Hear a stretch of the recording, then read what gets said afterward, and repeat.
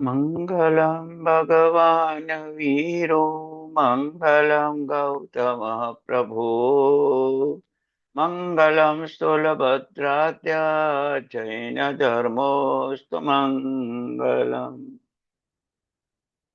પુણ્યશાળી, આ સંસારમાં જ્ઞાનની પ્રાપ્તિ એ પરમ સૌભાગ્ય છે.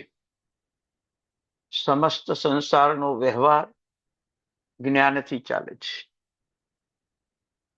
આત્માનો આધ્યાત્મિક વ્યવહાર પણ આધ્યાત્મિક જ્ઞાનથી ચાલે છે. આ સંસારમાં વ્યવહારની સુરક્ષા માટે ધનની જરૂર પડે છે. શરીરની સુરક્ષા માટે ઘરની જરૂર પડે છે. સંબંધોની સુરક્ષા માટે સુચારુ વ્યવસ્થાની જરૂર પડે છે. એમ આત્માની આધ્યાત્મિક વ્યવસ્થા માટે આધ્યાત્મિક જ્ઞાનની જરૂર પડે છે. પુણ્યશાળી, આ આધ્યાત્મિક જ્ઞાન ન હોય તો યાદ રાખો કે આ સંસારનો ક્યારેય અંત ન થાય. આ સંસારનો અંત કરવા માટે જ્ઞાન મગ્નતા, જ્ઞાનમાં પતપ્રત થઈ જવું. એટલે શું? કે જે જ્ઞાનની પ્રાપ્તિ આપણે કરી રહ્યા છીએ એ જ્ઞાનની પ્રાપ્તિ ક્રિયાયુક્ત થવી જોઈએ. એ ક્રિયા સમજપૂર્વકની થવી જોઈએ. જ્યાં સુધી જ્ઞાન પ્રાપ્તિ ન થાય ને ત્યાં સુધી શ્રદ્ધાપૂર્વકની ક્રિયા થવી જોઈએ. જ્ઞાન દ્રષ્ટિ અને ધ્યાન દ્રષ્ટિ બંને કેળવવાના છે. સંસારમાં 100 વર્ષ સુધીની ચિંતા કરીએ છીએ કે અત્યારે કમાશું તો ભવિષ્ય આપણી સુરક્ષા રહેશે. એટલું જ નહીં, ભવિષ્યમાં પરિવાર માટે પણ ચિંતા કરીએ છીએ. આત્માના વર્તમાન ભવ અને આગામી ભવ તેની કોઈ ચિંતા ખરી? જ્યારે જ્ઞાન દ્રષ્ટિ કેળવાય છે ત્યારે આત્માના આગામી ભવોનું પણ ચિંતન થાય છે. જ્ઞાન દ્રષ્ટિ કેળવાય એટલે આપણી વાણીમાં પણ પરિવર્તન આવે.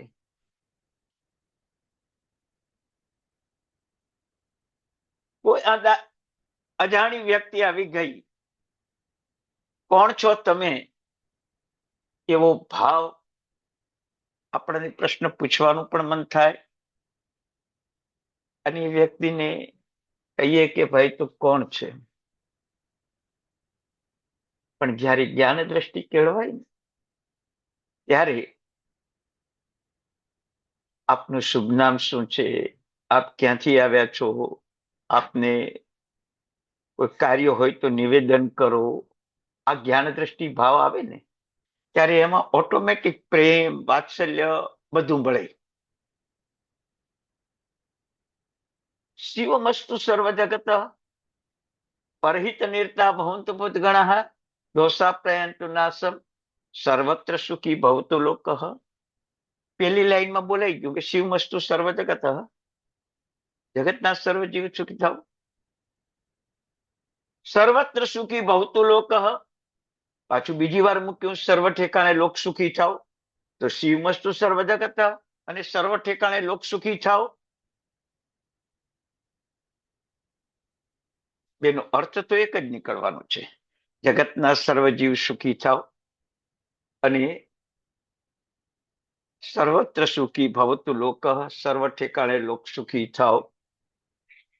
બેનો અર્થ એક જ છે આમ સામ. પણ જ્ઞાન દ્રષ્ટિથી વિચારશો ને ત્યારે શિવમસ્તુ સર્વ જગત એમ બોલશું ને આપણા ઉપર જવાબદારી આવશે કે મારે વેર, રાગ, દ્વેષ, મોહ, ખેદ કરો નહીં તો જગતના સર્વજીવ સુખી થાય. હું આ કર્યા જ કરું તો જગતના જીવ કેવી રીતે સુખી થાય? સર્વત્ર સુખી બહુતુ લોક, એમાં ઓર જવાબદારી વધે છે કે મારું શરીર છે ત્યાં સુધી પૃથ્વી કાય, અપ કાય, તેવ કાય, વાવ કાય, વનસ્પતિ કાય, ત્રસકાયની વિરાધના છે જ. હું પોતે મોક્ષમાં જાઉં તો જગતના સર્વ જીવ સુખી થાય. એ મોક્ષે જવાની પ્રાર્થના છે. પણ આપણે જયારે બોલીએ ને ત્યારે બધા લોકો સુખી થાવ એવું બોલીએ છીએ. જ્ઞાન દ્રષ્ટિ કેળવાય ત્યારે આંતરદ્રષ્ટિ કેળવાય કે જગતના સર્વ જીવો સુખી ત્યારે જ થશે કે મારા રાગ દ્વેષ મોહ ઓછા થશે ત્યારે. અને જગતના સર્વ લોકના જગત સર્વ ઠેકાણે જગત સુખી થાવ કે હું અહીંથી મોક્ષે જઈશ તો મારા શરીર કે મન વચન કાયા નિમિત્તે કોઈ જીવ દુખી નહીં થાય. આપણો મોક્ષ માગ્યો છે, આપણો મોક્ષનો પુરુષાર્થ છે. આ જ્ઞાન દ્રષ્ટિ કેળવાય. વ્યવહાર દ્રષ્ટિથી એમ કહીએ કે જગતના સર્વજીવ સુખી થાવ, એકબીજા જીવો એકબીજાનું હિત કરો, આ વ્યવહારથી અર્થ છે. નિશ્ચયની દ્રષ્ટિને અસલી અર્થ આ જ છે. રાગ દ્વેષમાં ઓછા થાવ અને હું અશરીરી બની અને સિદ્ધ થાવ તો જ આ જગત સુખી થાય, આ લોક સુખી થાય. પણ એ ભાવ જ્ઞાન દ્રષ્ટિ નથી એટલે આવતો નથી. ભગવાન ઉપર મૂકી દીધો. ભગવાન તો બધાને સુખી કરજે, તમારી જવાબદારી કોઈ નહીં. તમારી જવાબદારી કોઈ નહીં. વડીલ તરીકે મા બાપ બેઠા હોય અને યુવાન દીકરા દીકરી પુત્ર વધુ બધા હોય અને આવનાર મહેમાન આવ્યા હોય અને પછી મા બાપને કહીએ કે તમે રસોઈ બનાવીને આ મહેમાનને જમાડજો, શું યોગ્ય લાગે? યોગ્ય લાગે? એમ જયારે તમે શિવ મસ્તુ સર્વ જગત બોલો છો, તમારી જ્ઞાન દ્રષ્ટિ કેળવાશે, તમારી જવાબદારી સમજાશે. આજે જ્ઞાન દ્રષ્ટિ કેળવાઈ નથી, વાણીમાં મીઠાશ પણ નથી, પરિવર્તન પણ નથી, વિશ્વનું અવલોકન કરુણા દ્રષ્ટિથી થતું નથી. કેટલા જીવો જન્મ મરણથી પરાધીન છે, કેટલા જીવો રોગથી પરાધીન છે, કેટલાક જીવો કર્મોથી પરાધીન છે, કેટલાક જીવો સંબંધોથી પરાધીન છે. એ પરાધીનતા આપણને મનમાં દુઃખ આપતી નથી. કર્યું એ હું ભોગવે, આવો જે મનમાં ભાવ. ભગવાન કેવળ જ્ઞાન પામ્યા આ જગતને દ્રષ્ટિથી જોતા જતા, કેવળ દ્રષ્ટિથી કે જેને જેવું કર્યું એવું ભોગવવાનું છે. પછી ઋષભદેવ ભગવાને 1,00,000 પૂર્વ વર્ષ અને મહાવીર સ્વામી ભગવાને 30 વર્ષ ઉપદેશ કેમ આપ્યો? કેમ આપ્યો? બસ મારી પણ એક જવાબદારી છે કે જીવોને પોતાના દુઃખમાંથી મુક્ત કરું. આ કરુણા દ્રષ્ટિ આવી જોઈએ. ઉપશમ ભાવ, શાંત સ્વભાવમાં બેસવું એ ઉપશમ ભાવ નથી. તમારી સામે કોઈ વ્યક્તિ પ્રતિકાર કરતી હોય, અપમાન કરતી હોય અને કોઈ વ્યક્તિ ફૂલની માળા પહેરાવતી હોય ત્યારે તમારી સમદ્રષ્ટિ રહે ને, એ ઉપશમ ભાવ છે. એ ઉપશમ ભાવ છે. આજે આપણે સ્મૃતિમાં કોણ આવશે? જેણે મારું સન્માન કર્યું એ. જેણે મારું અપમાન કરીને અશુભ કર્મો ખપાવ્યા છે એ સ્મૃતિમાં નહીં આવે. હા, એના પ્રત્યેનો દ્વેષ જાગ્રત રહેશે, વેર જાગ્રત રહેશે, પણ એને મારા અશુભ કર્મો ખપાવ્યા છે એ ભાવ નહીં આવે આપણને. એટલે આપણે ઉપશમ ભાવમાં નથી. ઉપશમ ભાવમાં તો કમળે ધર્ણેન્દ્રે છે, કમઠ ઉપસર્ગો કરે. ધર્ણેન્દ્ર પ્રભુને રક્ષાનો પ્રયત્ન કરે, બંને તરફ સમદ્રષ્ટિ. આ સંસારમાં જયારે જ્ઞાન દ્રષ્ટિ કેળવાય ત્યારે શ્રી કૃષ્ણ મહારાજાનું પણ એક દ્રષ્ટાંત આવે છે કે પરિવાર કંસ મામાથી માંડીને પરિવારે શ્રી કૃષ્ણને ઘણા પરેશાન કર્યા છે. છતાં કૃષ્ણ મહારાજાએ પોતાના મનમાંથી કે પોતાના વચનમાં કે મુખમાંથી એક શબ્દ નથી બોલ્યા કે મને મારા પરિવારે પરેશાન કર્યા. આ ઉપસંભાવ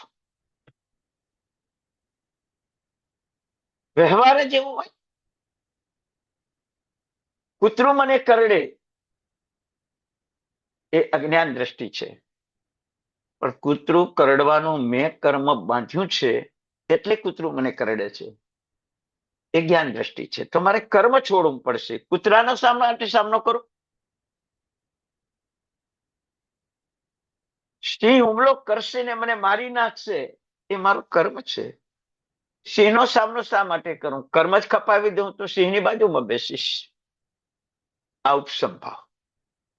ઉપસંભાવનો અર્થ જે છે કે લોક વ્યવહાર અને આત્મ વ્યવહારની દ્રષ્ટિએ માત્ર પોતાના કર્મના જ સંબંધો, કર્મના જ ભાવો એમાં રમણતા કરવાની છે. અને એના કારણે તમને ઉપસંભાવ રહેશે. કર્યું છે એ જ આવવાનું છે.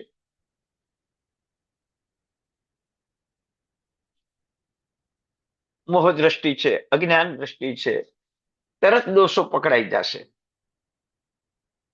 પરિવારમાં પણ દોષો પકડાશે, લોક વ્યવહારમાં પણ દોષો પકડાશે. અરે સંત સજ્જન અને ભગવાનમાં પણ દોષ દેખાશે. અજ્ઞાન દ્રષ્ટિ છે, મોહ દ્રષ્ટિ છે. કેટલું નુકસાન પહોંચાડે, કેટલું નુકસાન પહોંચાડે. પણ જ્ઞાન દ્રષ્ટિ આવશે ને ત્યારે તમને એ પ્રભુ કેવા લાગશે. જ્યારે જીન મંદિરમાં જાઓ છો પુણ્યશાળી, ત્યારે પ્રભુના દર્શન તો તમે દરરોજ કરતા હશો, એમાં ના નહીં, પણ તે ટાઈમે તમને અનુભૂતિ શું થાય? પેલા 5 ઇન્દ્રિયના વિષયો 23 એ બહાર બેઠા છે, મારા આત્માને કે મારા મનને પરેશાન કરતા નથી.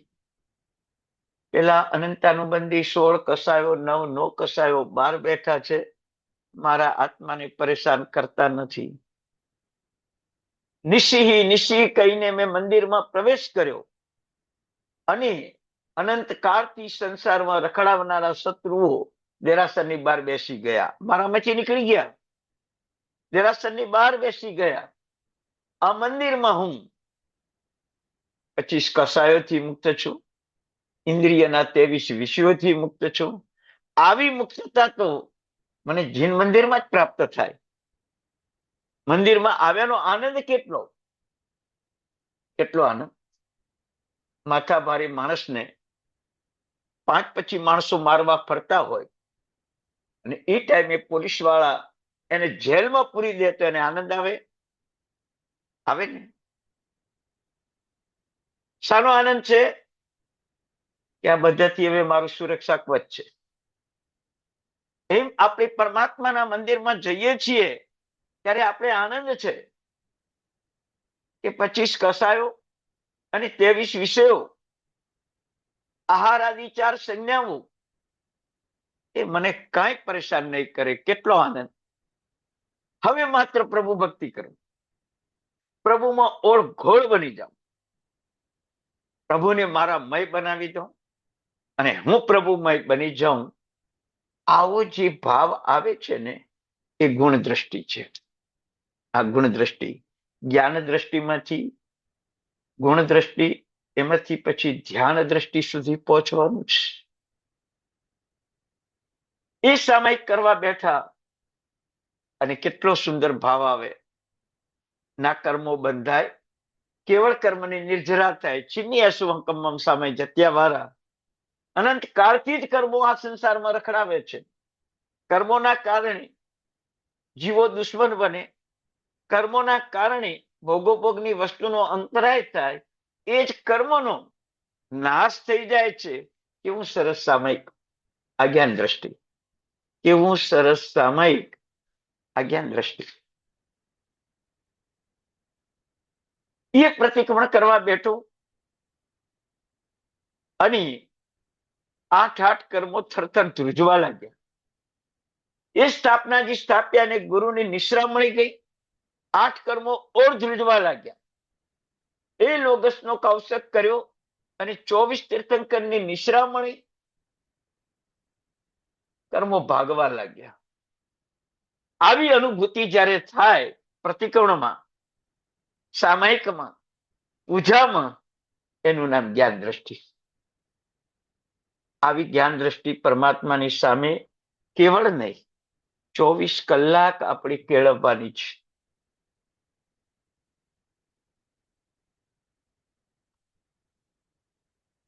આ જગતમાં જે સંબંધો છે, નામી સંબંધો છે, આપણે અનામી સંબંધો બાંધવાના છે. નામી સંબંધોની લિમિટ છે. આ મારા વેવાઈ છે તો બાકીના કોઈ વેવાઈ નથી. આ મારા પિતા છે તો બાકીના કોઈ પિતા નથી. આ મારો દીકરો છે તો બાકીના કોઈ મારા દીકરા નથી. એવું લિમિટ થઈ જાય છે સંબંધોની દુનિયામાં. એ લિમિટના સંબંધો મોક્ષનું કારણ છે. એ સંબંધો સાચવવાના છે. પણ જેમ એક વૃક્ષ છોડ વાવો અને એક જ દાડમ આવે, એક સફરજન વાવો ને એક જ સફરજન આવે છોડ ઉપર, અફસોસ થાય, દુઃખ થાય. એમ આ જગતમાં માનવ તરીકે જન્મ્યા પછી માત્ર આટલા જ લિમિટેડ સંબંધ બંધાય ને તો અફસોસ થાય. અફસોસ થાય. સંબંધો 6 કાય જીવના બાંધવાના છે અને તે પણ પ્રશસ્ત. જે જીવ મારી પાસે આવશે એમાં ગુણ જોઈશ તો ગુણની પ્રાપ્તિ થશે. સેવા કરીશ, અશુભ કર્મો ખપશે, એ જીવો મને ઉપસર્ગ કરશે તો મારા અશુભ કર્મો ખપશે. એ જીવો મને ઉપદેશ આપશે તો મારું પુણ્યકર્મ બંધાશે. કોઈ પણ રીતે જીવ મારા ઉપર ઉપકારી છે જ. આવો પ્રશસ્ત સંબંધ સર્વ જીવો સાથે બાંધવાનો છે પુણ્યશાળી. પણ નથી જ્ઞાન દ્રષ્ટિ કેળવાય, નથી ધ્યાન દ્રષ્ટિ કેળવાય, નથી કરુણા દ્રષ્ટિ કેળવાય, નથી ઉપસમ ભાવ કેળવાયો, નથી શુદ્ધ વાણી વ્યવહાર કેળવાયો, દોષોને બદલે ગુણો જોવાની વૃત્તિ કેળવાઈ નથી, સકલ જીવો સાથે પ્રશસ્ત સંબંધ થયો નથી. ભગવાનનો વાંક કે આપણો વાંક? આ બધું કરવાનું આપણે છે. આપણી જાતે આ પુરુષાર્થ કરવાનો છે. અને આ જ્યારે પુરુષાર્થ ચાલુ થાય ત્યારે તમે જ્ઞાન મગ્નતા નામનું આ અષ્ટક એ તમે સાર્થક કર્યું છે. સાર્થક કર્યું છે. એટલે પ્રભુના દર્શનમાં જગતમાંથી અભય મેળવ્યું છે વિષયો કસાયોથી. એ દ્રષ્ટિ, એ પ્રભુના મંદિરમાં જે આનંદની અનુભૂતિ થશે ને, એ પ્રભુ ભક્તિમાં જે ઓતપ્રોત થશો ને, એને સ્થિરતા કહેવામાં આવશે. કારણ શત્રુઓ બહાર છે. સિંહ પાંજરામાં પુરાય તો બાળકો રમશે, પણ સિંહ બારે હોય તો તમને ખબર છે પ્રભુના મંદિરમાં કસાયો, વિષયો નો કસાયોને પ્રવેશવાની સખ્ત મના છે. સખ્ત મના છે. પણ આપણે ચોખા લઈને જઈએ છીએ, પણ ચોખા થઈને જતા નથી. બટવામાં 1 કિલો ચોખા હોય, દરરોજ 1 કિલો ચોખાનો સાથીઓ પણ કરી દો, પણ અંદરથી ચોખા થવાનું છે. એ પ્રભુના મંદિરમાં વિષયો લઈને જવું, પ્રભુના મંદિરમાં કસાયો લઈને જવું, પ્રભુના મંદિરમાં આવેશ અને ગુસ્સો લઈને જવું, એ પ્રભુની ઘોર આસાધના છે. ઘોર આસાધના છે. કદાચ પક્ષાલ કરતા કળશ અડકી જાય, પૂજા કરતા નખ અડકી જાય, અંગલુચના કરતા ક્યાંક પ્રભુનો અવિવેક પણ થઈ જાય તો એ કોમન આસાધના છે. પણ વિષયો અને કસાયોને લઈને મંદિરમાં પ્રવેશ્યા ઘોરા સાધના. આ જ્ઞાન દ્રષ્ટિ કેળવાય ત્યારે કલાપૂર્ણેશ્વરી મહારાજ સાહેબ પરમાત્માના મંદિરમાં પ્રવેશ કરે. સવારે પહેલું સામાયિક કરે, પછી પ્રતિક્રમણ કરે, પછી સ્નાન કરીને 6-7 વાગે પૂજા કરવા જાય. 12 વાગે ઘરના લોકો બોલાવવા આવે કે હવે ઘરે પધારો, 12 વાગી ગયા છે. એવી પરમાત્માની ભક્તિ, એવી પરમાત્માની ભક્તિ. યાદ રાખજો, આપણા જીવનમાં એક દિવસ પણ આવી ભક્તિ નહીં આવે. 6 કલાક દેરાસર. ગોરેગાંવમાં એક ભાઈ છે, આજે પણ પરમાત્માના મંદિરમાં સવારે 7-1 વાગે, 6:30-6:45 આવી જાય અને લગભગ 9:30-10 વાગે ઘરે જવાનું. આજે પણ કેવી પરમાત્માની ભક્તિ! આ જ્ઞાન દ્રષ્ટિ કેળવાય.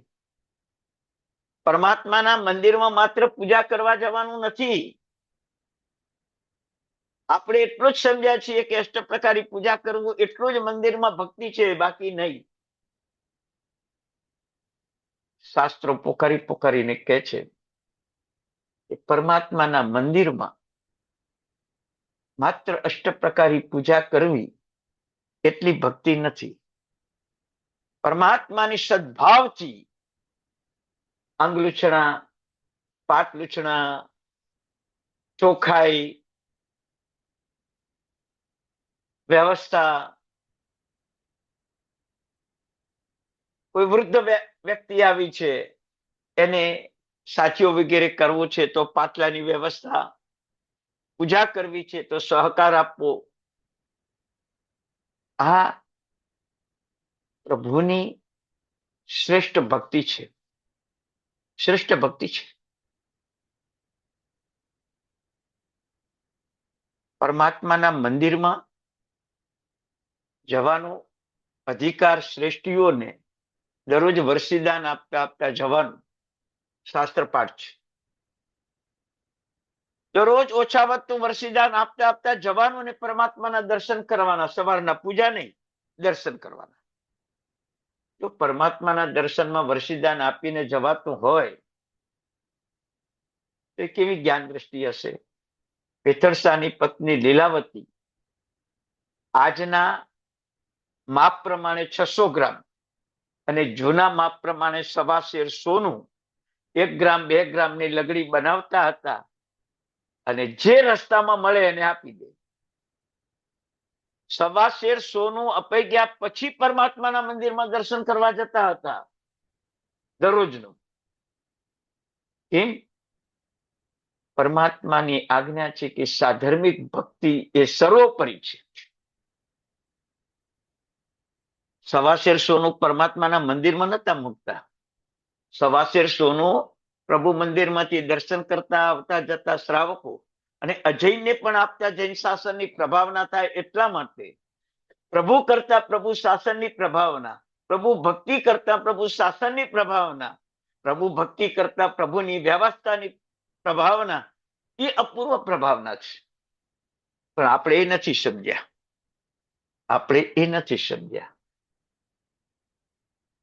બરાબર પ્રભુ મંદિરે ચાલતા ચાલતા જતા હોઈએ, 10ના સિક્કા 20ના સિક્કા બટવામાં લીધા હોય, જે રસ્તામાં મળે એને 10નો સિક્કો 20નો સિક્કો 10નો સિક્કો 20નો સિક્કો. કદાચ રસ્તામાં 25 જણા મળ્યા તો 500 રૂપિયા જશે. 20નો સિક્કો આપશો તો. પણ પરમાત્માની આજ્ઞા છે સાધર્મિક ભક્તિ.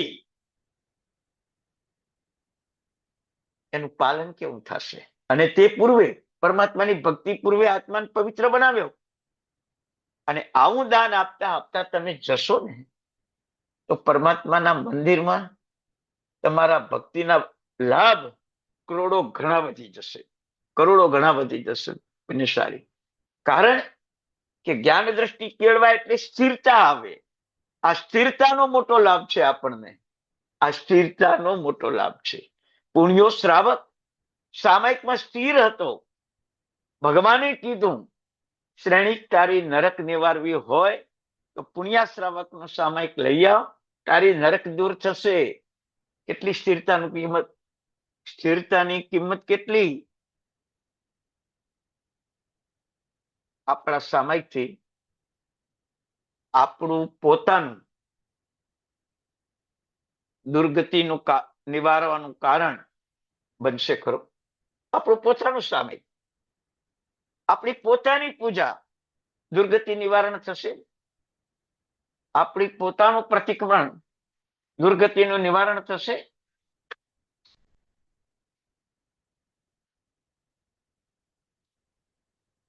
નહીં, સ્થિરતા નથી. મન વચન કાયાની સ્થિરતા થશે તો તમારા લાભો ઓર વધી જશે.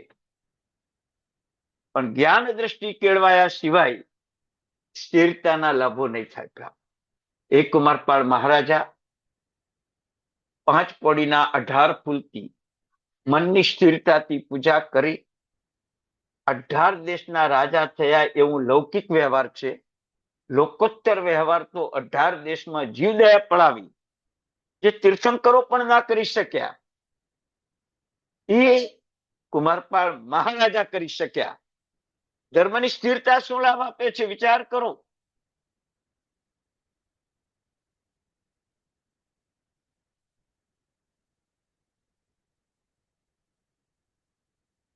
તો દમયંતી પ્રભુ ભક્તિ કરી, રત્નનું તિલક અષ્ટાપદ ઉપર 24 તીર્થંકરોને લગાવ્યા, પોતાના ભાલમાં તિલક મળ્યો. પોતાના ભાલમાં તિલક મળ્યો. વિચાર કરો. સ્થિરતા આવે ને ત્યારે કેટલા ઊંચા ભાવો હોય. જ્ઞાન દ્રષ્ટિ છે તો સ્થિરતા આવવાની છે. પણ આપણામાં પરમાત્માના મંદિરમાં 2 કલાક કદાચ નીકળી પણ જાય, કોઈ પૂજા પૂજનમાં 2 કલાક બેસીએ પણ જઈએ, કોઈની પૂજામાં સંપૂર્ણ હાજરી આપીએ, પણ જ્ઞાન દ્રષ્ટિ ન હોવાના કારણે આપણને એના લાભો નથી મળતા. બોરીવલીમાં એક ભાઈ પરમાત્માની ભક્તિ કરવા માટે અંદર આવ્યા. સગાનું પૂજન હતું, હજી પૂજનની શરૂઆત પણ નથી થઈ ને આવીને બેસી ગયા. પૂજનની પૂર્ણાહુતિ થઈ ત્યાં સુધી 12:30 થી 5 વાગ્યા સુધી અંદર બેઠા. પૂજન પૂરું થયું ને એટલે જેટલા સંગીતકારો તબલા, ઢોલક, નગારા, પેટી જે કઈ વગાડતા હતા એ બધાનું તો બહુમાન કર્યું, પણ તબલા, નગારા, ઢોલક, કાંસી, ખંજરી એનું પણ બહુમાન કર્યું. એનું બહુમાન કર્યું, પૂજો. કોઈ ભાઈએ પૂછ્યું કે ભગવાનની ભક્તિમાં ભગવાનના ભંડારમાં ધન ભરવાનું હોય એને બદલે તમે આ સંગીતકારો ને સંગીતના સાધનોની પૂજા કરો છો. ત્યારે ભાઈએ જવાબ આપ્યો, મનની સ્થિરતા જો, કે આ 4 સાડા 4 કલાક કે 5 કલાક હું મંદિરમાં બેઠો, એ મંદિરમાં પરમાત્મામાં ઓતપ્રોત બનાવનાર, પરમાત્મામય બનાવનાર આ સંગીતકારો, એના ગીતો, આ સંગીતના સાધનો પ્રભુ ભક્તિમાં મને જોડી દીધો. રાવણે તીર્થંકર નામ કર્મ બાંધ્યું એવો જોડી દીધો મને. પરમાત્મા મહાન છે, પણ એમાં ભક્તિમાં જોડનારા સાધનો પણ મહાન છે. આવી ગુણ દ્રષ્ટિ એ મનની સ્થિરતા હોય ત્યારે આવે. મનની સ્થિરતા. આપણી મનને અસ્થિર છીએ એટલે દરેકમાં દોષ દેખાય, દરેકમાં દોષ દેખાય. બાજુમાં ચોખા વાળો ચોખાનો કોઈ સાથીઓ કરતા હોય ને, એના ચોખા ઝીણા છે, મારા ચોખા મોટા છે. એના ચોખા બાસમતી છે, મારા ચોખા બહુ સુંદર છે. એનું નૈવેદ્ય આટલું છે, મારું નૈવેદ્ય આવડું છે, એનું ફળ આવડું છે, મારું ફળ આવડું છે. પ્રભુ દ્રવ્ય પૂજા આલંબન સ્વરૂપ કહી છે. છેવટે તો તમારા ભાવ કેવા છે એ પ્રમાણે તમને ફળ મળે. કારણ કે સ્થિરતા આવે તો ભાવ વધી જાય. સ્થિરતા આવે તો ભાવ વધી જાય. એ ભાવનો પ્રભાવ કેવો હોય? રાજાએ ઝેર આપ્યું, મીરા કૃષ્ણમય બની ગઈ અને કૃષ્ણને સમર્પિત કરીને એ ઝેર પીધું, અમૃત થઈ ગયું. અમૃત થઈ ગયું. આ ભાવની તાકાત, પ્રત્યક્ષ ભાવની તાકાત. એ પેથરસા અને લીલાવતી પરમાત્માનું ભવ્ય મંદિર બનાવ્યું. એ મંદિર ઉપર, મંદિરમાં પ્રભુ પ્રતિષ્ઠા કરી, મંદિર ઉપર ધ્વજા દંડની પ્રતિષ્ઠા કરી અને એ પ્રતિષ્ઠા કર્યા પછી એવા નાચ્યા કે 3 લોકમાં મારા પ્રભુના શાસનનો પ્રભાવ વધશે. જેમ જેમ ધજા ફરકશે એમ 3 લોકમાં પ્રભુ શાસનનો પ્રભાવ વધશે. એવા અહોભાવમાં ઉછળ્યા ઉછળ્યા ત્યાં જ એમનું મૃત્યુ થઈ ગયું. આકાશમાંથી દેવતાઓ આવ્યા, પિતરસા અને લીલાવતીના શબને ક્ષીર સમુદ્રમાં લઈને પધરાવી દીધું અને કહ્યું કે બંને આત્મા દેવલોકમાં પહોંચી ગયા છે. વિચાર કરો, સ્થિરતાનો લાભ જુઓ. 1.25 સોનું દરરોજ આપતી લીલાવતી સ્વર્ગવાસી. સ્થિરતા, બસ આવી આપણી સ્થિરતા લાવી છે. મન વચન કાયમ. કર્મના હુમલા ખૂબ જ થવાના છે આપણા ઉપર. સંસાર છે એટલે દુઃખનો દાવાનળ સળગવાનો જ છે. દ્વેષાગ્નિ પણ પ્રજ્વલમાન થવાનો જ છે. રાગાંતા મોહાંતા પણ આપણામાં પ્રગટ થવાની જ છે. પણ એની સામે જ્ઞાન દ્રષ્ટિ હશે ને, આપણે સ્થિર થઈ શકશું. બાકી જગતના કોઈ જીવોને આપણે પૂછીએ કે તમે સુખી છો તો હા પાડશે, હા પાડશે. પણ એ સુખનું સાધન બીજા દિવસે ચાલ્યું ગયું તો રડતા હશે, રડતા હશે. અસ્થિરતા છે એ પૂતગલ તરફ દોડાવે, પૂતગલોની પ્રાપ્તિ તરફ દોડાવે. એ પૂતગલ પ્રાપ્ત થાય ત્યારે આનંદ, અને એ પૂતગલો ચાલ્યા જાય ને, ધન ચાલ્યું જાય, સમૃદ્ધિ ચાલી જાય, અનુકૂળતા ચાલી જાય, પરિવાર ચાલ્યો જાય, પદાર્થો ચાલ્યા જાય, ત્યારે ચોધાર આંસુએ રડે. કેમ કે ધર્મ કર્યો ત્યારે અસ્થિરતાથી ધર્મ કર્યો, એટલે આવેલું ચાલ્યું જાય. સ્થિરતાથી ધર્મ કરો ને તો તમે છોડો તો જ જાય. ધન્નાજી અને શાલીભદ્રે સ્થિરતાથી ધર્મ કર્યો, છોડ્યું ત્યારે જ એ ભૌતિક પદાર્થો ચાલ્યા ગયા. છોડ્યા તરછોડ્યા નથી, પણ અલિપ્ત ભાવ થઈ ગયો. હું 32 પત્નીનો સ્વામી હતો, હું 99 પેટીનો સ્વામી હતો, હું 8 પત્નીનો સ્વામી હતો, એવું સ્મૃતિમાં કોઈ દિવસ નથી આવ્યું. સ્થિરતા. અસ્થિરતા શું કરશે? હું કરોડપતિ હતો ને દીક્ષા લીધી, હું ગામનો સરપંચ હતો ને દીક્ષા લીધી, હું એમએલએ હતો ને દીક્ષા લીધી, હું ઘરનો વડીલ હતો ને દીક્ષા લીધી. આ બધા તો અસ્થિરતાના નાટકો છે, અસ્થિરતાના નાટકો છે. એક ઇન્દ્રિયના ભાવમાં તમને 4 ઇન્દ્રિય નથી મળી, તમે કેવા દુઃખી હશો? 2 ઇન્દ્રિયના ભાવમાં 3 ઇન્દ્રિય નથી મળી, ત્યારે કેવા દુઃખી હશો? એ કોઈ દાડો બોલ્યા ખરા? કોઈ વાર આંખ ચાલી જાય, કોઈ વાર બેરાશ આવી જાય તો કેટલા દુઃખી થાવ? આખા ભાવમાં પણ એ ઇન્દ્રિયો નથી મળી ત્યારે કેવા દુઃખી? એ દુઃખ તમે સ્મૃતિમાં લાવતા જ નથી, એટલે અસ્થિરતા છે. એ દુઃખ સ્મૃતિમાં લાવો ને તો પણ સ્થિરતા આવે, તો પણ સ્થિરતા આવે. પણ આજના કાળમાં આપણને ફરિયાદ શાની છે ખબર છે? ફરિયાદ શાની છે? એક જ અલ્પતા, ઓછાશ, ઈર્ષ્યા, આની ફરિયાદ છે. મારે થોડું છે, મારે ઘણું થોડું છે, મારા કરતા પેલાને વધારે છે. આ અસ્થિર બનાવી દે છે, અસ્થિર બનાવી દે છે. પુણ્યા શ્રાવક પાસે એકાનાની મૂડી હતી તો સ્થિર હતો. કુમારપાળ મહારાજા પાસે 18 દેશનું રાજ્ય હતું તો સ્થિર હતા. ભરત ચક્રવર્તી પાસે 6 ખંડનું રાજ્ય હતું તો સ્થિર હતા. આપણી આપણી પાસે આપણી પાસે કેટલું છે અને કેટલા સ્થિર?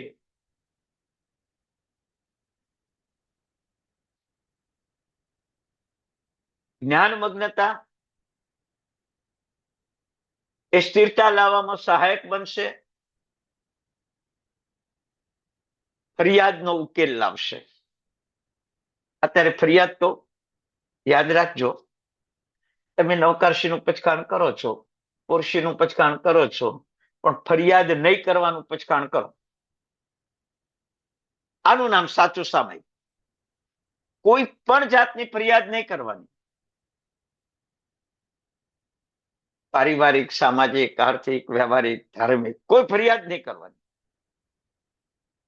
લોકો તમને ફરી ફરીને યાદ કરશે, ફરિયાદીને ભૂલી જશે, પણ તમે ફરિયાદ નહીં કરી હોય તો ફરી ફરીને યાદ કરશે. તો સ્થિર બનવા માટે મનને થોડું કેળવવું પડશે. વિષયોને કસાયો તરફ દોડી રહ્યું છે, વચન રાજનેશ તરફ દોડી રહ્યા છે. તમારું વચન, પોતાનો દીકરો આવે એટલે કેટલા પ્રેમથી બોલાવીએ, અને કોઈ દુશ્મનનો દીકરો આપણા ઘરમાં પ્રવેશ કરે તો શું કહે? અપમાન કરીને કાઢી મૂકીએ. આ સ્થિરતા છે. આ મારું ને આ તારું એવા ભાવો છે. આ સ્થિરતા છે.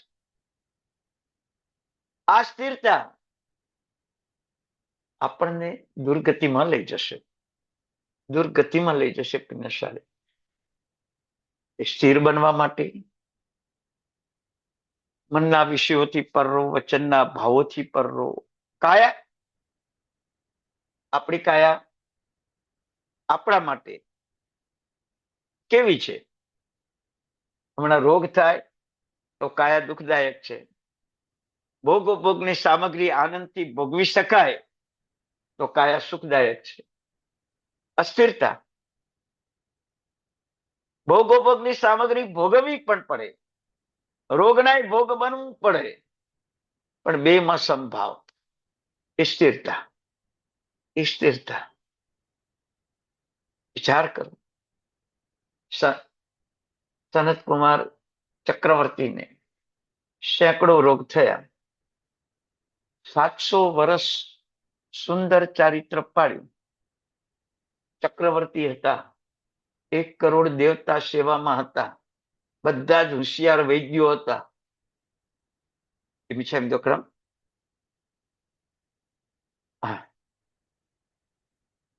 1000 દેવતા વૈદ્ય તરીકે સેવામાં હતા. 1000. તો ઔષધ ન કરાવ્યું, દીક્ષા લઈ લીધી. રોગનો નાશ કરવાનું ખરું કાર્ય તો આત્મામાં રહેલા દુર્ભાવોને દૂર કરવાનું છે. આપણા દુર્ભાવો દૂર થાય, રોગ થાય જ નહીં. રોગ થાય જ નહીં. આ દુર્ભાવોના કારણે રોગ થાય છે. 2 બુક બહાર પડી છે. તમારા શરીરમાં રોગ થવાનું કયું કારણ, કયો ભાવ, કયો સ્વભાવ, કઈ પ્રવૃત્તિ, કઈ વૃત્તિ કે તમને આ રોગ થાય, તમને આ રોગ થાય.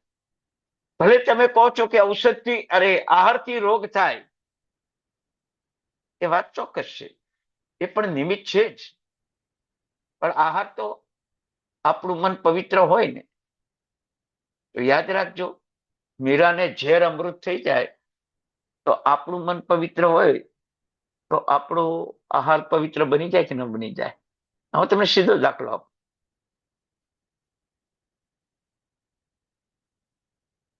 ભોજન કરવા બેઠા એની પહેલા 2 પ્રતિજ્ઞા કરજો.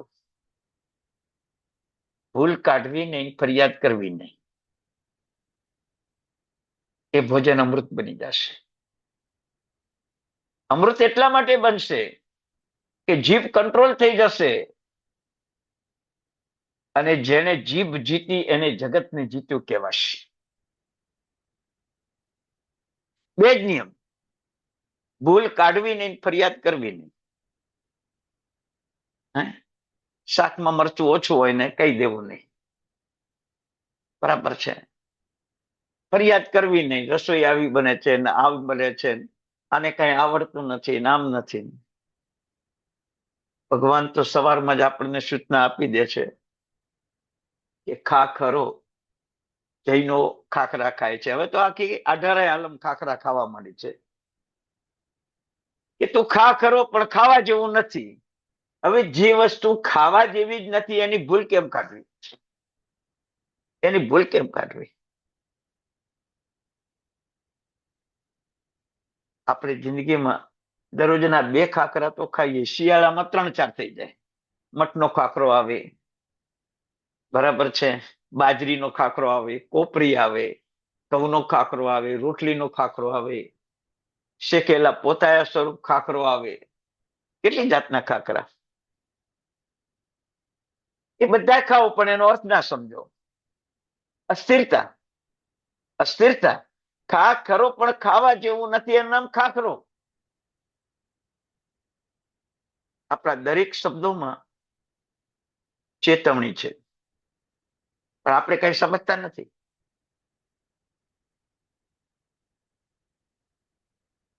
બરાબર. ચમચો, એનો અર્થ શું છે? એક તપેલામાંથી બીજા તપેલામાં, એક તપેલીમાંથી બીજાની થાળીમાં છૂટું પાડવું, એનું નામ ચમચો. ગુજરાતીમાં ઘણા માણસો આગા પાછી કરે, 2 માણસ વચ્ચે અંતરાય કરે, 2 ના સંબંધ તોડાવે, 2 ના પ્રેમ તોડાવે. એનું નામ ચમચો કહેવાય. એનું નામ ચમચો કહેવાય. આવું હરેક પ્રકારનું ગણિત આપણા ઘરમાં છે, પણ એ ગણિત આપણે સમજ્યા નથી. એ ગણિત આપણે સમજ્યા નથી. અસ્થિરતા છે. બાકી શ્રાવકનું ઘર એટલે સંસ્કૃતિ મંદિર, શ્રાવકનું ઘર એટલે સંસ્કારનું મંદિર, શ્રાવકનું ઘર એટલે ગુણોનું મંદિર. ન મળે સંસ્કૃતિ, ન મળે સંસ્કાર, ન મળે ગુણો. વિચાર કરો. આપણા ઘરમાં આવનાર વ્યક્તિને આપણા ઘરમાં કયા સ્થાનમાં ગુણ દેખાય? કયા સ્થાનમાં ગુણ દેખાય? કયા સ્થાનમાં સંસ્કાર દેખાય? કયા સ્થાનમાં સંસ્કૃતિ દેખાય? કયા સ્થાનમાં? વિચાર કરો. સ્થાનની તો વાત જવા દો, કોઈ કયા જીવમાં સંસ્કૃતિ, સંસ્કાર અને ગુણ દેખાય? ગુણ દેખાય. બરાબર છે. આજના કાળમાં એવા ઉત્તમ બાળકો છે કે જે બાળકોની ગુણવત્તા કદાચ સાધુપણામાં ઝાંખી પડે, સાધુપણાને ઝાંખી પાડે એવી ગુણવત્તા. હું દેરાસરમાં જતો હતો પૂજા કરવા. એક બાળક રવિવાર હોવાના કારણે પ્રભુની અષ્ટપ્રકારી પૂજા કરતો હતો. પૂજા કરીને સાથે ત્યાં રહેલા બાળકો માટે કોઈ વાર બોલ પેન, કોઈ વાર રૂમાલ, કોઈ વાર પેન્સિલ, આવી વિવિધતાની વસ્તુ દર રવિવારે પ્રભુના મંદિરમાં લઈ જાય. પૂજા પતી જાય એટલે જેટલા છોકરાઓ હાજર હોય એને આપી દે. આ એનો વ્યવહાર હતો.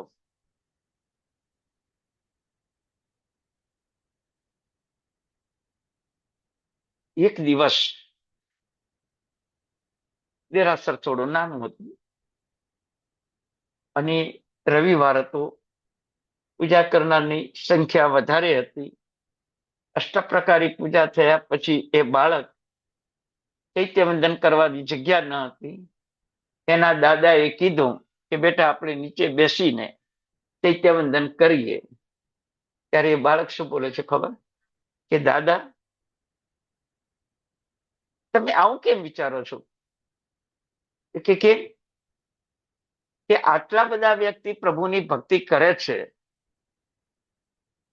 અને દેરાસર સાંકડું પડે છે, તો દેરાસર મોટું કરાવવાની ભાવના રાખવાની કે આપણે બહાર જઈ ચૈત્યવંદન કરવાની ભાવના રાખવાની? અત્યારે જ એવી ભાવના ભાવો કે આ પ્રભુનું મંદિર વિશાળ બને. આ એક 8 વર્ષના બાળકની 7 વર્ષના બાળકની ભાવના હતી.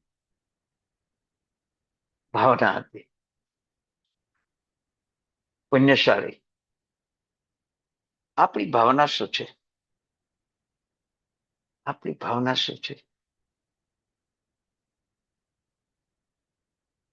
ક્યારે વિચાર્યું મંદિરમાં એક બાળક આટલી ઊંચી ભાવના ક્યારે ભાવી શકે? પૂર્વના કર્મો, પુણ્ય કર્મો એ સાથે લઈને આવ્યો.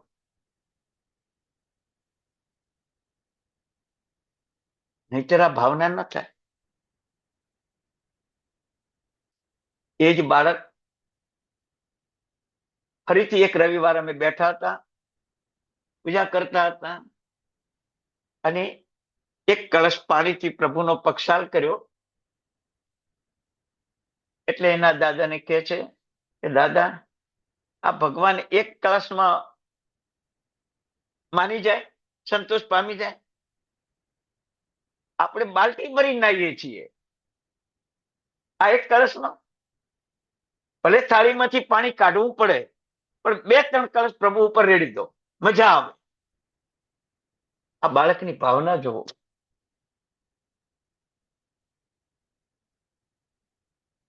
આ બાળકની ભાવના જોઈને બાજુમાં એક વ્યક્તિ બેઠી હતી, દર્શન કરવા આવેલી હતી. એની ભાવના સાંભળીને એ પ્રભાવિત બની ગયો. ખીચામાંથી 100ની નોટ કાઢીને બાળકને હાથ જોડીને કીધું કે બેટા તારા હાથે ભંડારમાં નાખ. બોલો, પ્રભુ ભક્તિનો ભાવ શું છે, પ્રભાવ શું છે? પેલા બાળકે પોતાના દાદા સામે જોયું. દાદાએ હા પાડી, બેટા એ કે છે તો તું મૂકી દે. ત્યારે આપણા મનમાં અસ્થિરતાના વાદળો પ્રભુ પાસે માગીએ છીએ. ઓફિસ સારી ચાલજો, દુકાન સારી ચાલજો, ઉપસર્ગા ક્ષેમંતી છિદ્યંતે વિઘ્ન વલય. પ્રભુ પૂજાનો પ્રભાવ જ આ છે કે તમારું બધું સારું ચાલે. પછી માગવું કેમ? માગવું કેમ?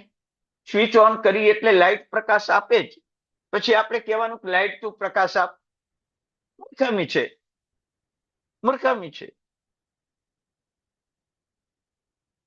માં ભાણામાં યોગ્ય વસ્તુ પીરસે છે અને છતે પણ અમાને કહીએ કે તું બરાબર નથી, એ તો અયોગ્યતા છે આપણી. પુરુષાર્થ એવો કરો કે આપણે સ્થિરતામાં પ્રવેશ કરીએ. આપણી સ્થિરતા એ આપણા ભગવાન છે, પુણ્યશાળી. પણ એ ભગવાન તરફ આપણી દ્રષ્ટિ નથી, માત્ર પરમાત્મા તરફ દ્રષ્ટિ છે. પરમાત્મા પણ આ દ્રષ્ટિ કેળવ્યા વિના ભગવાન થયા નથી. જ્ઞાન દ્રષ્ટિ, ધ્યાન દ્રષ્ટિ, ગુણ દ્રષ્ટિ, કરુણા દ્રષ્ટિ કેળવ્યા વિના ભગવાન પણ થયા નથી. ભગવાને પણ આ દ્રષ્ટિઓ કેળવી છે.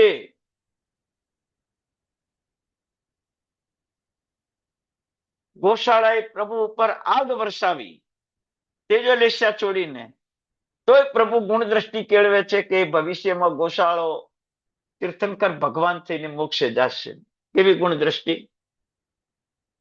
સાચું બોલજો. તમને પરેશાન કરનારને ભગવાન દેવલોક આપે એવી નવકારવાળી ગણી ખરી?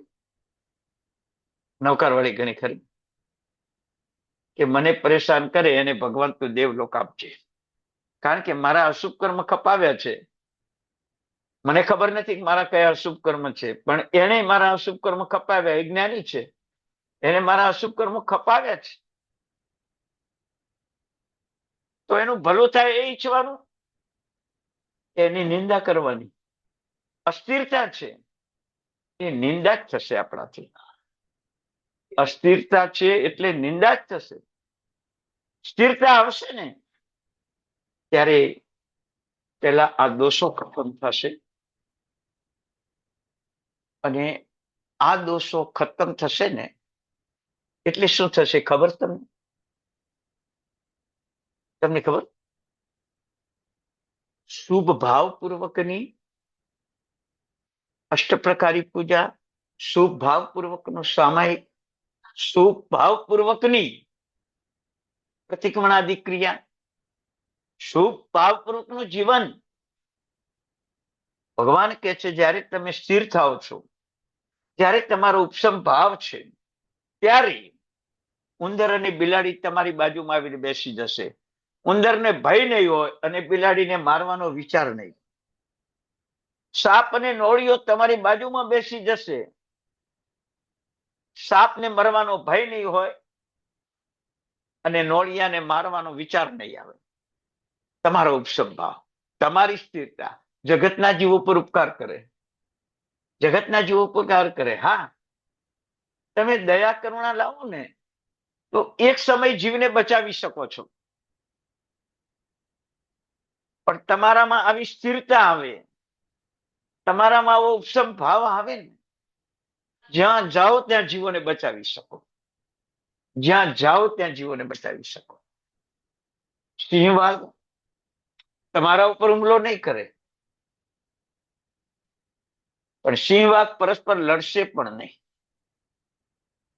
પરસ્પર લડશે પણ નહીં. વિચાર કરો, આવી ગુણ દ્રષ્ટિ આપણામાં ક્યારેક કેળવાશે? આ ગુણ દ્રષ્ટિનો લાભ અમરકુમારે એક નવકાર ગણ્યોને સફળતા મેળવી. બળતા સાપે એક નવકાર સાંભળ્યોને સફળતા મેળવી. ભીલ ભીલડીએ એક નવકાર ગણ્યો અને રાજા રાણી બન્યા. કેટલી તાકાત! દુનિયાના કોઈ ધર્મમાં આવી તાકાત નથી જે તાકાત આપણા જૈન ધર્મમાં છે. જૈન ધર્મમાં છે. આવા સ્થિરતાના ગુણો પરમાત્માના શાસનમાં છે, બીજે ક્યાંય નથી. જન્મજાત શાસન મળ્યું. એકડા ઉપર 22 મીંડા ચડે એટલા ભવ કર્યા પછી ધર્મ કરવાનો મનુષ્ય ભવ મળે. આવું એક વ્યવહાર શાસ્ત્રમાં લખ્યું છે. એકડા ઉપર લગભગ 22 મીંડા ચડે એટલા ભવ કર્યા પછી મનુષ્ય ભવ ધર્મ કરવાનો મળે. આપણને એ જ ભવ મળ્યો છે. હવે આ ભવ ચૂકી ગયા ને તો પાછા એકડા ઉપર 22 મીંડા ચડાવ્યું એટલા ભવ કર્યા પછી તમને ધર્મ કરવાનું મળશે. ધર્મના અંતરાય થશે એની ચિંતા નહીં.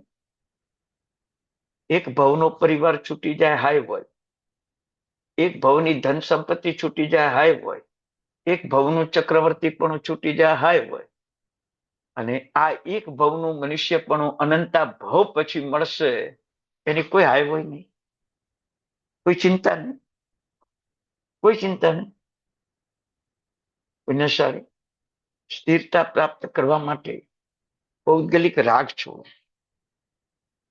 પૌદ્ગલિક રાગ છોડો.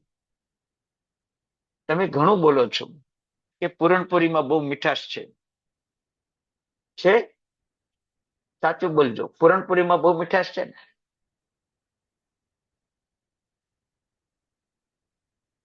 હવે તમને કહું, 102 તાવ આવે તમને અને પછી તમને પૂરણપુરી ખાવા આપે તો પૂરણપુરીમાં મીઠાશ છે એવું તમે કહી શકશો? કે ઉદ્ગલનો રાજ, પૂરણપૂરી મીઠી છે, સ્વાદિષ્ટ છે, ખાઓ મજા આવશે, 1 2 3 4 ખાઈ પણ લો, પણ જયારે 102 તાવ આવે ત્યારે ઝેર લાગે છે. કેમ? પૂરણપૂરીની મીઠાશ તો બીજાને તો મીઠાશ આપે જ છે, તમને કેમ ના આપી?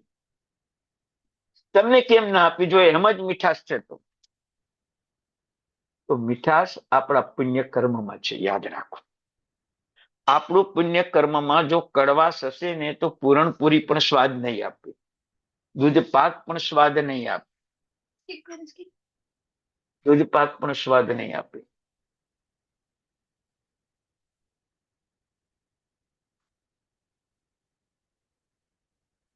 આપણું પુણ્ય કર્મ તીવ્ર હશે ને, અને આવો પુણ્ય કર્મ તીવ્રપણે બાંધવા માટે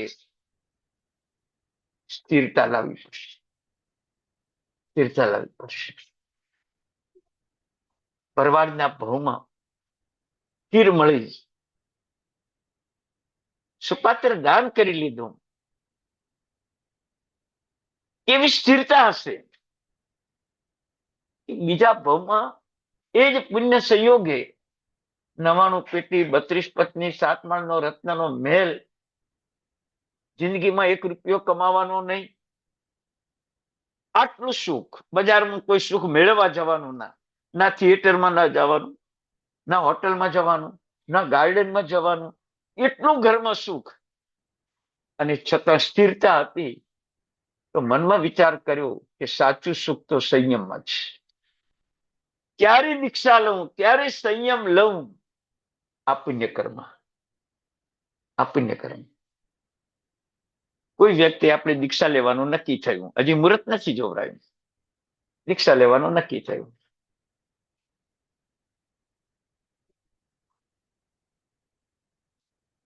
મનમાં સારો ભાવ છે,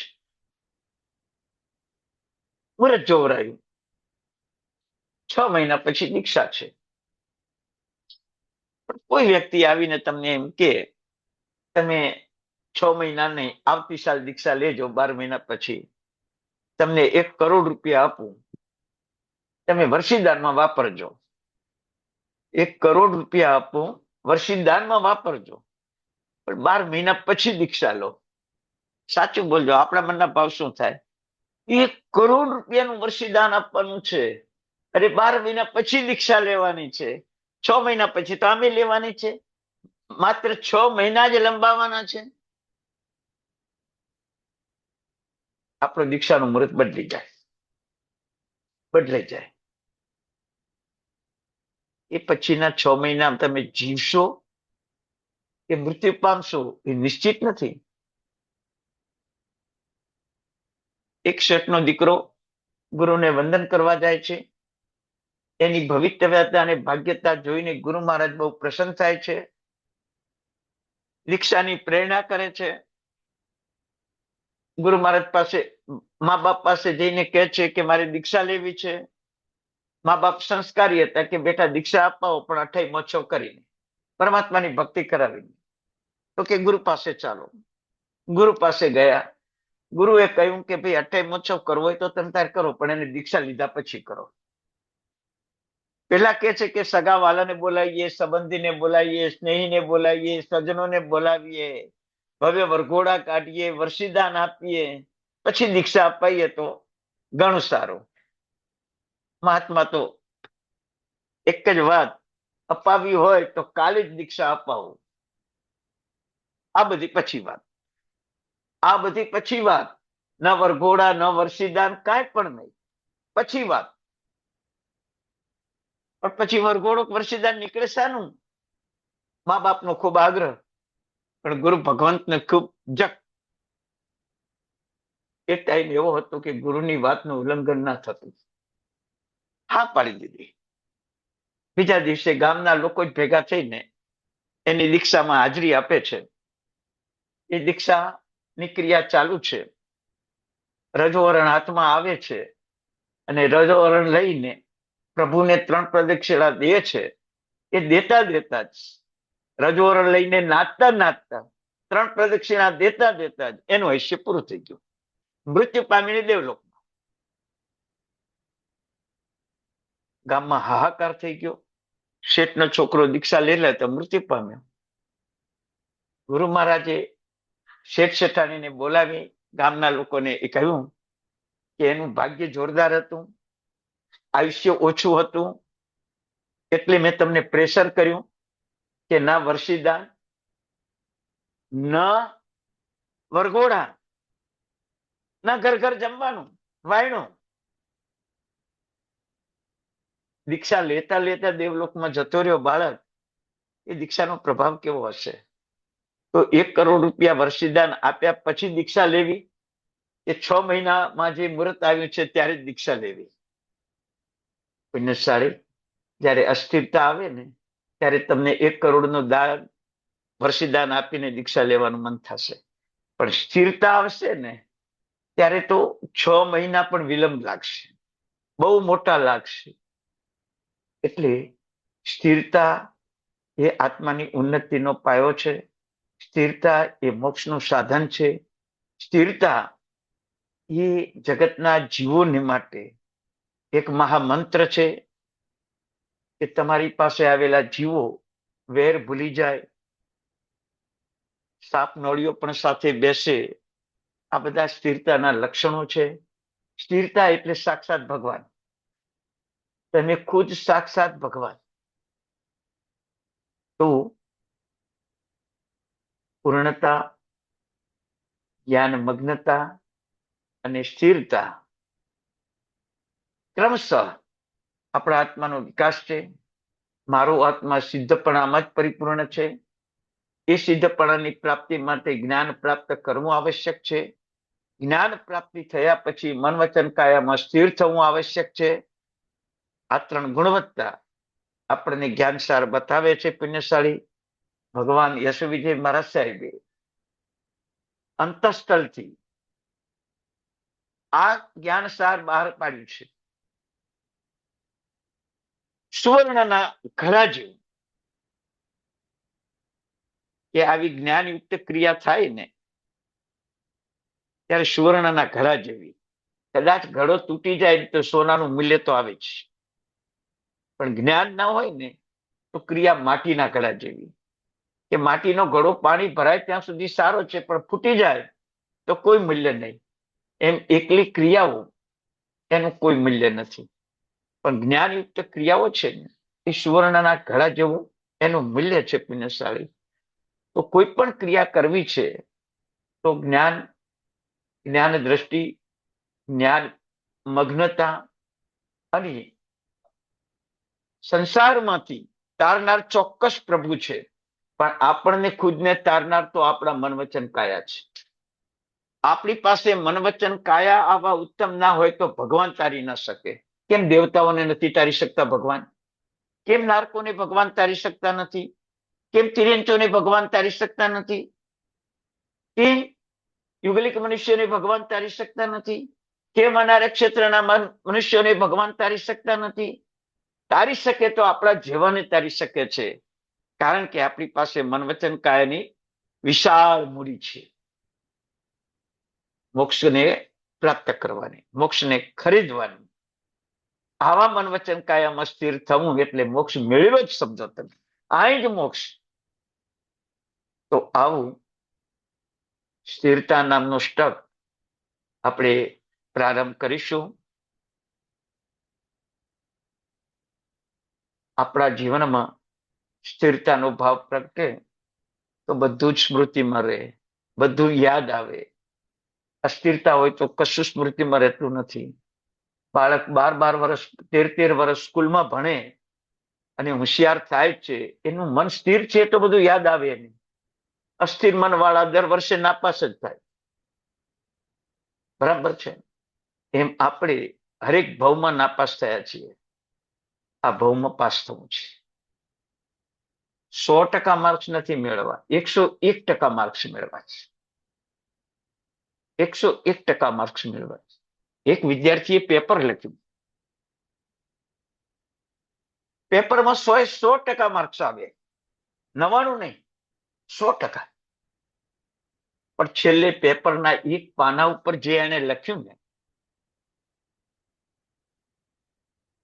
કે મારા મા બાપે મને ભણાવવા માટે અઢળક મહેનત કરી, મારા ગુરુએ મારી અજ્ઞાનતાને દૂર કરવા જ્ઞાનની પ્રાપ્તિ માટે અઢળક મહેનત કરી, ભગવાને સૂર્ય આપ્યો, દિવસે ભણી શક્યો, રાત્રે ચંદ્ર આપ્યો, ચંદ્રના પ્રકાશમાં હું ભણ્યો, કુદરતે પણ મારા ઉપર ઘણો ઉપકાર કર્યો, વિદ્યાર્થીઓ સંસ્કારી મળ્યા, ભણવાની ભાવના તીવ્ર થઈ, સારી રીતે ભણી શક્યો, સહવર્તી વિદ્યાર્થીઓ પણ મારા ઉપકારી છે,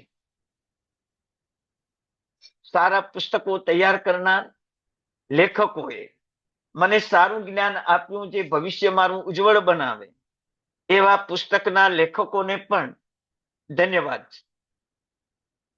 જે સ્કૂલ મહાપુરુષોએ બંધાવી છે એ સ્કૂલમાં મને ભણવાનો ચાન્સ મળ્યો, એ સ્કૂલ બનાવનારા દાતાઓને પણ ધન્યવાદ. છેલ્લા પાના ઉપર આટલું લખ્યું. હવે પેલા 100% માર્ક્સ તો આવી જ ચૂક્યા હતા, પણ આ પાનું નિરીક્ષકે વાંચ્યો ત્યારે એને પોતાના જીવનમાં થયું કે હું 15 વર્ષ સ્કૂલમાં ભણ્યો છું, કોઈ દિવસ આ દ્રષ્ટિ મારી કેળવાઈ નથી. આ બાળકની નિરીક્ષકે નક્કી કર્યું કે મળવા જવું છે બાળકને, અને સ્કૂલમાં એ બાળકનું એડ્રેસ લઈને એના માતા પિતાના ઘરે પહોંચી ગયા. બાળક તો અજાણ્યો છે, કારણ કે આ માણસ અજાણ્યો છે, એટલે પણ નિરીક્ષકે કહ્યું કે હું નિરીક્ષક છું, તમારા બાળકના આન્સર પેપર જોયા, એની અંદર જે છેલ્લા પાના ઉપર લખેલું હતું એવું મેં મારા 15 વર્ષ ભણ્યો કોઈ દિવસ મેં આવું લખ્યું નથી, અને ઘણા વર્ષોથી નિરીક્ષકનું કામ કરું છું, કોઈની આન્સર સપ્લિમેન્ટરીમાં આવું કોઈએ લખ્યું નથી.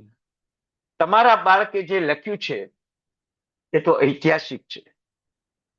અને એ નિરીક્ષકે સ્કૂલને પણ ભલામણ કરી કે આ બાળકના નામ સાથે એક પેમ્પલેટ સુંદર બનાવી અને સ્કૂલમાં લગાવી દો, બીજા બાળકોને સંસ્કાર આવે. મેં હમણાં તમને કહ્યું હતું ને કે સંસ્કૃતિ, સંસ્કાર અને ગુણ દ્રષ્ટિ આપણા ઘરમાં કેટલી છે જુઓ, આ બાળકમાં કેટલી, તમે ખુદ વિચાર કરજો. સામાયિક કર્યા પછી સામાયિકના આન્સરમાં તમારે લખવું હોય તો તમે શું લખો? એ વિષયો આવ્યા નહીં, મને શાંતિથી સામાયિક કરવા દીધું. કસાયો ભાગી ગયા, મને શાંતિથી સામાયિક કરવા દીધું. ઘરના સજ્જનોએ અનુકૂળતા આપી, મને શાંતિથી સામાયિક કરવા દીધું. પરમાત્માએ માર્ગ બતાવ્યો, મને શાંતિથી સામાયિક થયું. ગુરુ ભગવંતોએ નિશ્રા આપી, મને શાંતિથી સામાયિક થયું.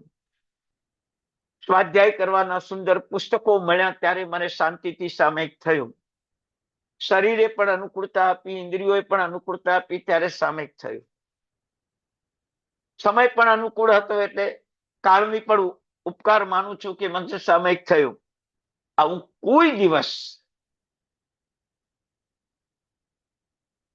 ઊંચા ભાવપૂર્વકનું વિશ્લેષણ તમે કર્યું છે ખરું પુણ્યશાળી? કર્યું નહીં ને? હવે કરજો. કુટુંબ માટે, સમાજ માટે, દેશ માટે તમારી હરેક પ્રવૃત્તિમાં કેટલાનો ઉપકાર છે એ તમે સ્મૃતિમાં લાવજો. સ્વાભાવિક તમે સ્થિર થઈ જશો. એમાં કોઈ મંત્ર જાપ કરવાનો હોતો નથી, સાચી સમજ લાવવાની છે સ્થિરતામાં, ગુણ દ્રષ્ટિ કેળવવાની છે. સ્વાભાવિક તમે એને સ્થિરતામાં તમને આવવાનો એક મોટો લાભ મળશે. અને આ સ્થિરતા એ તમારા ગુણ વિકાસનું પગથિયું છે, જગતને ઉપકારી બનવાનું એક પગથિયું છે.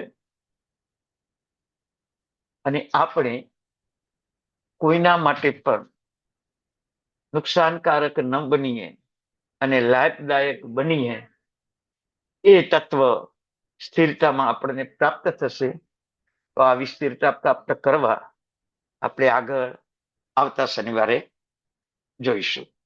મંગલમ ભગવાન વીરો, મંગલમ ગૌતમ પ્રભુ, મંગલમ સ્થૂલભદ્રાભ્યા જૈન ધર્મોસ્ત મંગલમ.